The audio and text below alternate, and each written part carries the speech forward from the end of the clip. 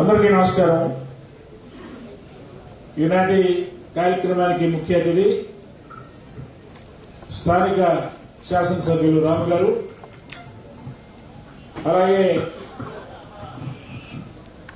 ఉమ్మడి కృష్ణా గుంటూరు జిల్లా కూటమి బలపరిచినటువంటి తెలుగుదేశం పార్టీ గ్రాడ్యుయేట్ ఎమ్మెల్సీ అభ్యర్థి ఆలపాటి రాజేంద్ర ప్రసాద్ గారు, మాజీ శాసనసభ్యులు, వేర్ హౌసింగ్ కార్పొరేషన్ చైర్మన్ రా వెంకటేశ్వరరావు, మాజీ మంత్రి పిన్ననేని వెంకటేశ్వరరావు, రాంబాబు గారు, వేదిక మీద ఉన్నటువంటి Telugu Desam party, Janasena, BJP party నాయకులు, వేదిక ముందున్నటువంటి మూడు పార్టీల నాయకులు, కార్యకర్తలు, ప్రెస్ అందరికీ పేరు పేరున నమస్కారం. ఇంతకుముందు రాంబాబు గారు చెప్పినట్టుగా నాకు బాగా గుర్తు 2015లో ఇక్కడ తెలుగుదేశం పార్టీ నాయకులు రా వెంకటేశ్వర గారి నాయకత్వం నాకు బాగా గుర్తు. బజార్లో చెట్టు కింద కుర్చీ వేసుకొని కూర్చున్నాడు. ఆయన గుర్తుందా సార్ మీకు? కుర్చీ వేసుకొని కూర్చున్నాడు, ఎవడొస్తాడు రండి అని. అట్లా చాలా చిత్తశుద్ధిగా, కమిటెడ్ గా చంద్రబాబు నాయుడు గారి యొక్క మాట్లాడే విధంగా, ఆయన పిలిపే శిరోధార్యంగా అటు నాయకులు ఇటు కార్యకర్తలు పనిచేయబట్టి 31 ఉపాధ్యాయ సంఘాలు కూడా నాకు మద్దతు ఇవ్వబట్టి నేను మొదటి రౌండ్లోనే, రెండో రౌండ్కి పోరా, మొదటి రౌండ్లోనే 1800 ఓట్ల మెజార్టీతోటి నేను గెలిచాను. అందుకు మరొకసారి చంద్రబాబు నాయుడు గారికి, నా విజయంలో భాగస్వామ్యమైనటువంటి రావి వెంకటేశ్వరరావు గారికి, రాంబాబు గారికి, అందరికీ పేరున నేను ధన్యవాదాలు తెలుపుకుంటాను. నన్ను ఎట్టా గెలిపించారో నేను అట్టాగే పనిచేశాను. అప్పుడు రాము గారు లేరు. ఇవాళ ఏ టీచర్ చూసినా కూడా ఇప్పుడే నేను అసలు ఇప్పుడు ఎమ్మెల్సీ ఎవరు తెలియదు. ఏది టీచర్స్ ఎమ్మెల్సీ ఎవరు గెలిచిన 4 సంవత్సరాలు అయింది, ఆవిడ ఎవరో ఉడిగింది. ఎస్, ఏమైనా చేస్తేగా, ఇట్లాంటి మీటింగ్లు ఏమైనా పాల్గొంటేగా, ఒక సమస్య పరిష్కరిస్తేగా. అంటే మన కృష్ణా గుంటూరు జిల్లాల ఓటర్లు చైతన్యవంతులు చూడండి. ఎక్కడో అనంతపురం నుంచి ఏం చదువుకుందో తెలియదు, ఎవరికేం తెలియదు. ఆవిడ హౌస్ వైఫ్, కనీసం డిగ్రీ కూడా కాదు, టీచర్స్ కి నాయకత్వం వహిస్తుందట ఆవిడ ఎమ్మెల్సీ. ఒక్కసారైనా నోరు తెరవాల శాసన మండలిలో. మన దౌర్భాగ్యం ఇప్పుడు అంటున్నారు రామకృష్ణ గారు చేశారు, ఆయన చేసింది. నాకు ఎవరు చెప్తా ఉన్నా కూడా నాకు చాలా సంతోషం వేస్తారు. 58 జీవోలు తీసుకొచ్చి మీ అందరికీ నేను మాటిస్తున్నా, అందులో ఏమాత్రం అనుమానం లేదు. నేను ఎట్టా పనిచేశానో నాకంటే మిన్నగా పని చేయగల శక్తి ఉంది, దమ్ముంది, నేపథ్యం ఉంది మాజీ మంత్రి ఆలపాటి రాజేంద్ర ప్రసాద్ గారికి. ఏదో తప్పించేవాడిని గెలిపించుకోవాలి. చంద్రబాబు నాయుడు గారు ఊహబెట్టరు. ఒక వ్యక్తిని పెట్టేటప్పుడు అనేక సార్లు ఆలోచించి చించి అంటే ఆ సమస్య ఏంటంటే ఆలస్యంగా పెడతాడు ఆయన. కానీ ఈసారి ముందే పెట్టేశాడు. అది ఆయన అదృష్టం. మీరు గమనించారా? అందరికంటే ముందు రంగంలో దిగింది ఆలపాటి రాజేంద్ర ప్రసాద్ గారే. తర్వాత మిగతా వాళ్ళందరూ నేను అంటున్నారు. కానీ కాబట్టి ఇందుకు మేము చంద్రబాబు నాయుడు గారికి ధన్యవాదాలు తెలుపుకోవాలి. నాకు ఖచ్చితంగా ఎన్నికలకు నెల ముందు ప్రకటించాడు. నేను ఎక్కడి టైం చచ్చాము, మేము తిరుగుబాటు వచ్చాము. అందుకని ఇవాళ మీరందరూ కూడా, అంటే నేను కొద్దిగా మాట్లాడితే కొంతమంది చీక్కుమాడది, వదలదేంద్ర నా జిగ్గులాగా ఉన్నాడు. ఇప్పుడు గుడివాడంటే మామూలు కాదు, నియోజకవర్గం, తెనాలంటే మామూలు కాదు. ఈ రెండు కొద్దిగా సారూప్యతలు నా దృష్టిలో. గుడివాడకి తెనాలికి ఎందుకో కల్చర్ లో కూడా కొద్ది సారూప్యత ఉంది. తెలుగు వాళ్ళందరూ ఈ 2 జిల్లాలు, ఈ 2 పట్టణాల్లో ఉంటారనుకుంటా. నేను ఆ ఢిల్లీలో ఆంధ్ర భవన్ పోతే ఏదో హోటల్ మేనేజర్ అడిగి ఏ ఊరు అబ్బాయి అంటే గుడివాడ అన్నాడు. ఎవరు ఢిల్లీలో కూడా మీ గుడివాడ లేదా అని. కాబట్టి గుడివాడ వాళ్ళకి తెనాలి వాళ్ళకి తెలివి ఎక్కువ. కాబట్టి తెలివిగల మీ తెనాలి వాడు పెట్టారు. అందుకని గుడివాడికి చదువు మీకు పోతుందా. అందుకని మీ తెనాలి వాడు కాబట్టి మీ తెనాలి ఆయన నిలిపించుతాను. మీ బాధ్యతగా నేనైతే భావిస్తాను. ఇవాళ ఎందుకని మనం గెలవాలి గుర్తుపెట్టుకోండి. కూటమి ప్రభుత్వం అధికారంలోకి వచ్చి ఎన్ని రోజులైంది? కేవలం 7 నెలలు రమారమి అయ్యింది. 7 నెలల తర్వాత జరుగుతున్నటువంటి మొట్టమొదటి ఎన్నిక ఇది. ఇంతకుముందు ఎన్నికలు మామూలుగా నీటి సంఘాల ఎన్నికలు అయ్యి పెద్ద లెక్కలేదు. మన ఖాతాలో వేసుకుంటున్నారు. అదే పెద్ద ఎవరు పట్టించుకోరు. ఇవి ప్రత్యక్షంగా జరిగేటటువంటి ఎన్నికలు. మనం ఓట్లు వేస్తే గానీ ఇక్కడ మతలబు చేయడానికి ఏమి లేదు. వైకాపా పార్టీ కాదు మంది. వైకాపా పార్టీ కాలంలో ఇప్పుడే అడుగుతున్నారు ఎవరు ఆఫీసర్ భార్య కదా అని. ఎస్, ప్రతాపరెడ్డి భార్య. ప్రతాపరెడ్డి అంటే ఎస్సీఆర్టీ డైరెక్టర్ ఉండేవాడు. అతను 2023 మార్చిలో ఎన్నికలు జరిగినాయి. 3 గ్రాడ్యుయేట్ ఎమ్మెల్సీ ఎన్నికల్లో మనం పోటీ పెట్టాం. ఉత్తరాంధ్ర 2 రాయలసీమ జిల్లాల గ్రాడ్యుయేట్ ఎమ్మెల్సీ ఎన్నికలు జరిగినాయి. మనం చూసాం, కళ్ళారా చూసాం. నేను ఉత్తరాంధ్ర ఎమ్మెల్సీ ఎన్నికల బాధ్యత తీసుకున్నా. హాఫ్ లేట్ పెట్టి కూడా 35,000 మెజార్టీ తీసుకొచ్చింది. 2 రాయలసీమలో ఓడించాలని చెప్పని ఒక ప్రత్యేకమైనటువంటి మనల్ని ఓడించడానికి రాజమార్గం కాకుండా దొంగ మార్గాల ద్వారా మనం ఓడించాలని చెప్పిన ప్రయత్నించాడు జగన్మోహన్ రెడ్డి.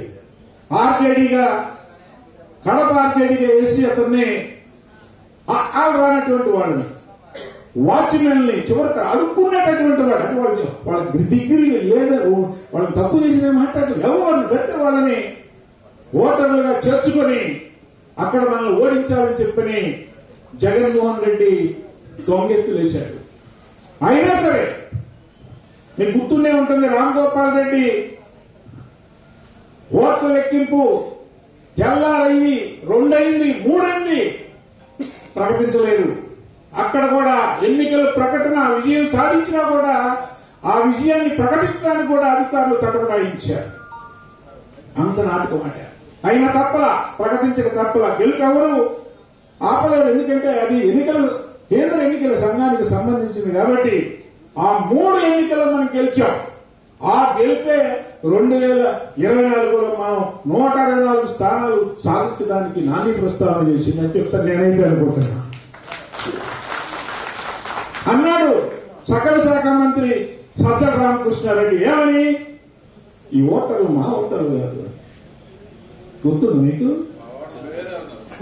మా ఓటర్లు వేరే ఉన్నారంట. ఎవరు వాళ్ళు వేరే అంటే ఎస్సీలు నీ ఓటర్లు కదా, బీసీలు నీ ఓటర్లు కదా, మహిళలు నీ ఓటర్లు కాదా, ఎవరు నీ ఓటర్లు కాదు, రెడ్లు నీ ఓటర్లు కాదా. రామ్ గోపాల్ రెడ్డి ఎవరు? నిలబడిందే రెడ్డి కదా. పులివెందులో కూడా 2,000 మెజార్టీ తెలుగుదేశం పార్టీ గుర్తుపెట్టుకోండి. ఆ ఎన్నికల్లో అక్కడ కూడా ఓడిపోయాడు జగన్మోహన్ రెడ్డి. కాబట్టి ఆ రోజున నువ్వు గెలుపుని, తెలుగుదేశం పార్టీ గెలుపుని ఒప్పుకున్నట్టు హుందాగా అంగీకరించాలా. మేము ఓటమిని అంగీకరిస్తున్నాం. ఏది సోమ్యంగా ఓటమిని అంగీకరిస్తున్నాము హుందాగాను. గెలుపును కూడా తెలుగుదేశం పార్టీ గెలుపును కూడా గెలుపు కాదని చెప్పినట్టు నువ్వే రాజకీయ నాయకుడివి, యథారాజకీయ నాయకుడు నాకు అర్థం కాదు. మరి 2024లో 124 వచ్చినాయి. 124 సీట్లు కూడా మాయే అనుకోయావా? అప్పుడు అన్నావుగా ముఖ్యమంత్రి సీటు కూడా నాదే అనుకోయావా? చంద్రబాబు నాయుడు గారు కాదు ముఖ్యమంత్రి, నేనే ముఖ్యమంత్రిని. ఇప్పుడు రావట్లేదు కదా శాసనసభకి. ఎందుకు రావట్లా? ప్రతిపక్ష హోదా ఇవ్వాలంటే. అరే రాజ్యాంగం ఒప్పుకోదురా, కష్టం ఒప్పుకోదురా, సాంప్రదాయం ఒప్పుకోదురా. శాసనసభ్యులు మీరున్నారు కదా, కేవలం ప్రమాణం చేశాడు, ఇంకేదో రాదు. ఎందుకని? చంద్రబాబు నాయుడు గారిని ఫేస్ చేసే దమ్ము అతనికి లేదు, లోకేష్ బాబు గారిని ఫేస్ చేసే దమ్ము అతనికి లేదు. పచ్చి పిలిపోడు. మనం అందరూ అనుకుంటున్నాం ధైర్యవంతులని కాదు. నాకు నేను సైకాలజీ రాసినటువంటి వ్యక్తిగా చెప్తున్నా, జగన్మోహన్ రెడ్డి పిరికోడు. ఇన్ఫీరియారిటీ కాంప్లెక్స్, అంత ఇన్ఫీరియారిటీ కాంప్లెక్స్ ఉన్నటువంటి రాజకీయ నాయకుడు ఈ ఆంధ్రప్రదేశ్ లో గాని తెలంగాణలో గాని మరొకడు లేదంటే ఆశ్చర్యం లేదు. అంత పిరికోడు గురించి మనం ఆలోచిస్తున్నాం. అది చాలా దుర్మార్గమైనటువంటి విషయం. ఒకసారి ఆలోచించండి మీరు. 5 సంవత్సరాల పరిపాలన ఎంత దుర్మార్గమైనటువంటి పరిపాలన, ఎంత వేధించాడు ఈ జనాన్ని, మామూలు జనాన్ని, అతనితో సంబంధం లేనటువంటి వాళ్ళని. టీచర్లు వేధించాడు, డాక్టర్లు వేధించాడు, హాస్పిటల్స్ వేధించాడు, భవన నిర్మాణ కార్మికులను వేధించాడు. అతను వేధించినటువంటి రంగం ఏది? మాఫియాలు, దొంగతనాలు, దోపిడీలు, రేపులు, నలుగురు మాట్లాడుకోవాలంటే భయం, భార్యాభర్తలు మాట్లాడుకోవాలంటే భయం, పొరుగు వాళ్ళతో మాట్లాడాలంటే భయం, టీచర్ సమస్యల గురించి మాట్లాడాలంటే భయం, ఎన్జిఓ సమస్యలు మాట్లాడాలంటే భయం, జీతం అడిగితే భయం, డిఏ అడిగితే భయం, టీఆర్సీ అడిగితే భయం, అంత భయమే. భయంగా జనం 5 సంవత్సరాలు ఆ పైశాచిక పాలన, ఆ దొంగల పాలన, ఆ రాక్షసుల పాలన, ఆ రాబందుల పాలనలో జనం ఏ విధంగా చితికిపోయారో, అనేక రకాల ఆర్థికంగా చితికిపోయారు, సామాజికంగా చితికిపోయారు, అనేక రకాల చిచ్చుపెట్టాలని చూశారు 3 రాజధానుల ప్రస్తావన తీసుకొచ్చి. అందుకని శేఖర్ గుప్తా అని చెప్పిన ఢిల్లీలో ఒక ఆయన ఉన్నాడు. మీరందరూ ఒక పిచ్చి తుగ్గులకు అనుకుంటున్నారు, కాదు 23 పిచ్చి తుగ్గులకు ఈజీపట్టు ఒక జగన్మోహన్ రెడ్డి అన్నాడు. ఒక పిచ్చి తుగ్గులకు కాదు ఈయన, 23 పిచ్చి తుగ్గులకులు. అందుకని ఈ పిచ్చి తుగ్గులకు ఇప్పుడు అంటున్నాడు, ఏమని నాకు సన్మానం చేయరేంటి, నాకు అవార్డులు ఇవ్వరేంటి, నాకు శాలా కప్పరేంటి, ఎందుకు శాలా కప్పాలి నీకు, ఎందుకు అవార్డు ఇవ్వాలి నీకు? ఈ 5 సంవత్సరాలు ఈ రాష్ట్రాన్ని దోచుకున్నందుక ఎవరో చెప్తున్నారు వాడి దగ్గర 10 లక్షల రూపాయల డబ్బులు ఉన్నాయి, 10 లక్షల కోట్ల రూపాయల డబ్బులు ఉన్నాయి. ఏం చేసుకుంటావు ఈ 10 లక్షల కోట్లు? తెలియటప్పుడు తీసుకెళ్తావా ఏంటి? ఇంతమంది పొట్టగొట్టి మధ్య మీద డబ్బు,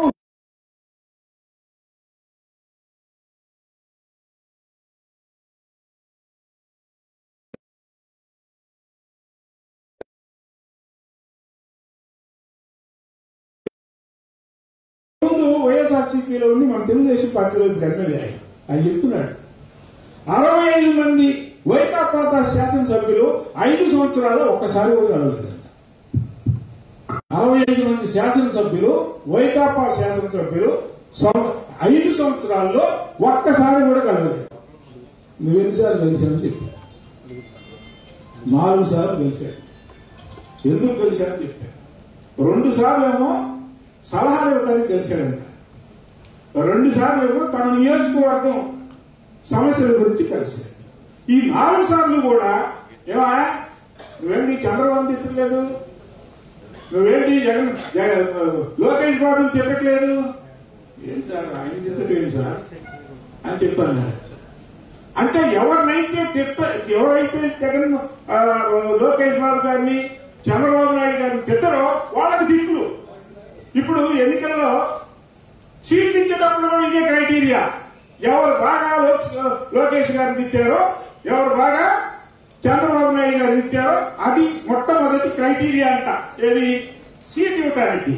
2 నిమిషాలు మాట్లాడి నేను ముగించేస్తా. అది క్రైటీరియా. ఏమిటి దారుణం, ఏమిటి దరిద్రం? మీరు ఎవరు మాట్లాడట్లా అసలు? గుడివాడ నియోజకవర్గంలో మాకు ఎందుకో అర్థం కావట్లా, ఒక్కడు కూడా మాట్లాడట్లా. ఈ నియోజకవర్గంలో పనిచేసినటువంటి శాసనసభ్యుడి గురించి, మంత్రి గురించి మర్చిపోయారా? భయమా? ఏమో నాకు ఇందాక నేను చెప్పా అక్కడ జగన్మోహన్ రెడ్డి ఎంత పెరిగాడు అన్నారో అంతకన్నా పెరిగాడు యాక్చువల్ గా. అదేనండి, రోడ్డు చూస్తుంటే నాకు నేను అక్కడనే అన్నా, రోజు మాట్లాడేవాడు అసలు రోడ్డు గురించి ఎందుకు పట్టించుకోలేదు? దరిద్రంగా ఉండే రోడ్లు. మా తెనాలి రావాలి గుర్తు, ఈ గుడివాడిని చూస్తే బ్రహ్మాండంగా ఉంది తెనాలి. పర్లా రోడ్లు బాగానే అక్కడ బాగానే ఉన్నాయి. చెప్తామండి, మాకేమో మీకేమంటే మాకు భయం ఉండదు. నేను శాసనసభ్యులు కాదు కదా. ఇప్పుడు అతను చూస్తే అసలు ఏమంటాడండి, ఇష్టం వచ్చినట్టు అసలు నోరా దాన్ని మాట్లాడి ప్రతిరోజు ఒకరోజు కాదు అతను చూస్తే నాకు దోమ పుట్టేది. ఎందుకంటే నిజంగా నేను ఆయన నాట్ ఏదో మీతో మాట్లాడిన దోము అసహ్యం ఎలాంటి నాకు అతను చూస్తే ఏమనిపించేదంటే ఈ రెండు ప్యాంటుకు రెండు ఉంటాయి కదా, ఇక్కడ తీసుకొస్తే రెండు ఒకసారి అతను నడుస్తుంటే ఖచ్చితంగా అనుకునేవాళ్ళు ఉంటాడు అర్థం. ఇంకోసారి తీసుకోండి, బొట్టి చేతిలో పెట్టండి, ఆ రాజులు రెండు పై కట్టండి, ఒకసారి ఊహించుకోండి ఎంత కనిపిస్తాడా ఉన్నాడు అనుకునేవాళ్ళగా. ఎస్ ఎంత అది 4 సార్లు వినాలి. నాకు అర్థం కావట్లా. గుడివాడ ప్రజలు నేను చాలా తెలుగులో అనుకుంటాను. రావు గారు మీరు చాలా అదృష్టవంతులే, నిజంగా మీరు అదృష్టవంతులే. మొగాడండి మీరు, మొగాడండి. ఎస్ మీరు కూడా మొగాడు, మీరు కూడా అయ్యేదిగా. ఇప్పుడు నేనేం చెప్తానంటే ఈ మార్కెట్ను నిలుపుకోవాలి, అవునా? ఇది నిలబడాలా. పొరపాటున మా రాజేంద్ర ప్రసాద్ గారు అండి, అంటే ఉంటాగా కొద్దిగా గుంటూరు ఉంటుంది సార్. మా తెనాలి, నేను కృష్ణా జిల్లా ఉన్నానండి, అందులో ఇప్పుడు రాజేంద్ర ప్రసాద్ గారు పొరపాటు జరగదని నేను అనుకో జరగదు, కానీ ఎక్కువ విశ్వాసం పనికిరాదు. ఎస్ జరగడానికి జరిగితే ఊహించుకోండి, ఒకసారి ఊహించుకోండి అంతే. 164 సీట్లు వచ్చినాయి, ఓ సిస్టేనని తెలుసు. అవసరమా ఈ రాష్ట్రానికి? ఎంత భయం ఊహించుకోండి. నేనేమంటానంటే అసలు జగన్మోహన్ రెడ్డి ఈ గెలుపుతోటి అతను పిచ్చి ముదరాలంట. నేను పిచ్చి ముదురుతూ కూడా రాజేంద్ర ప్రసాద్ గారు గెలిచారంటే మళ్ళా 2029లో కూటమి గెలవబోతుంది. నేను చెప్పాను 2023 మార్చిలో 3 ఎమ్మెల్సీ ఎన్నికలు గెలిచామని చెప్పాను. ఇప్పుడు మళ్ళా కృష్ణా, గుంటూరు, వెస్ట్ గోదావరి, ఈస్ట్ గోదావరి ఎన్నికల్లో మనం గెలిస్తే 2029లో మళ్ళా తెలుగుదేశం పార్టీ గెలుస్తోంది అనేటటువంటి సందేశాన్ని జనానికి ఇచ్చినటువంటి వాళ్ళు అవుతాం. కేవలం మీరు అట్లా అంటున్నారు కానీ మాకు సమస్యలు ఉన్నాయి. మీ అందరికీ తెలుసు దాని అర్థం ఏంటో. నాకు కూడా సమస్యలు ఉన్నాయి, ఇవన్నీ కాసేపు పక్కన పెట్టేద్దాం. ఒకళ్ళకొకళ్ళు మాట్లాడుకొని రేపు నీకు కూడా సమస్య వస్తుంది. జగన్మోహన్ రెడ్డి ఎవరైనా రావచ్చు, ఈ రాష్ట్రంలో జగన్మోహన్ రెడ్డి మళ్లీ నిలదొక్కుకోవడానికి వీలేదు. ఏ ఎన్నిక వచ్చినా కూడా కూటమి గెలవాలి, గెలిచి తీరాలి. ఎట్టి పరిస్థితుల్లో జగన్మోహన్ రెడ్డి గెలవదు. మనకేం సమస్యలు ఉన్నాయి చూస్తున్నాం ఆ మాట.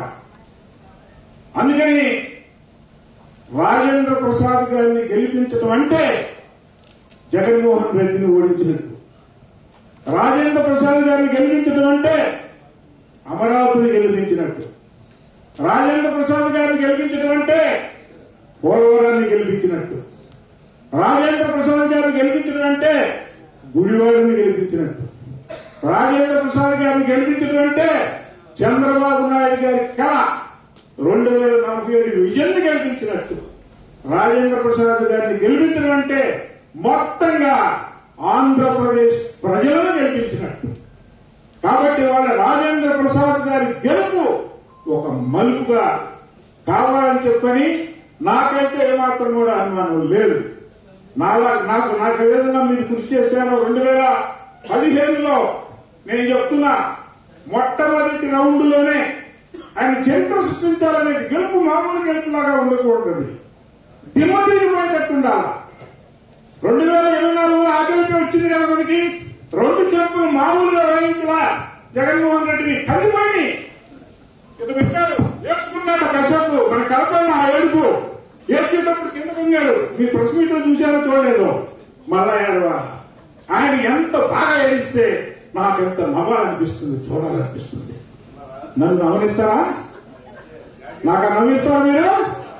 ఇవాళ మనందరం నవ్వుకోవాలా? ఎందుకంటే అతను చాలా ప్రమాదకారి. నేను చెప్పా, ఒక దెయ్యం, ఒక పిశాచి, ఒక రావణుడు, ఒక రాక్షసి, మీకేమాత్రం అనుమానం లేదు. అటువంటి వాడు ఈ రాష్ట్రంలో అసలు రాజకీయాలు పనికిరాడు. ముఖ్యమంత్రి ఏంటి నాన్ సెన్స్, ఎమ్మెల్యే కూడా పనికిరాడు. చిత్తపండు బెల్లం టీ కొట్టు పెట్టుకోవాల్సినోడు ముఖ్యమంత్రి అయ్యేది అని నాకు అనిపిస్తుంది. అందుకని రాజేంద్ర ప్రసాద్ గారిని మనం గెలిపించడానికి మీలో ప్రతి ఒక్కళ్ళు కూడా చంద్రబాబు నాయుడు అవతారం ఎత్తాలి, ఉగ్ర రూపం ఎత్తాలా, కసిగా పనిచేయాలా. ఓటర్ లిస్టు తీసుకొని మేము ఎవరిని వదలలేదు. ఈ 11,000 మందిలో ఎవరైనా మర్చిపోయామా? ఇంకెవరన్నా కలవాలా? 3 సార్లు కలిసామా? కలిసాము. అమ్మాయ అయితే 3 సార్లు కలిసాము అంటే ఇక్కడ 11,000లో 10,999 అనిపించినట్టే. 3 సార్లు కలవాలి, మర్చిపోమాకండి.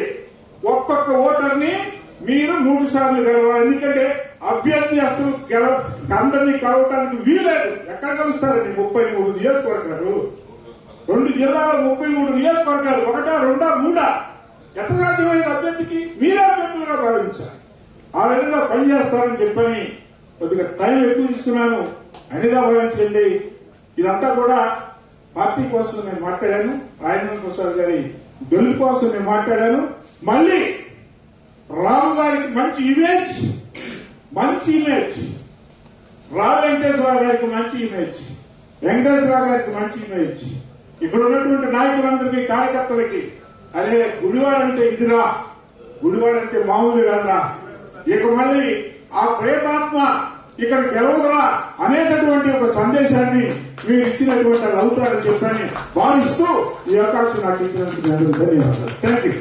ధన్యవాదాలు.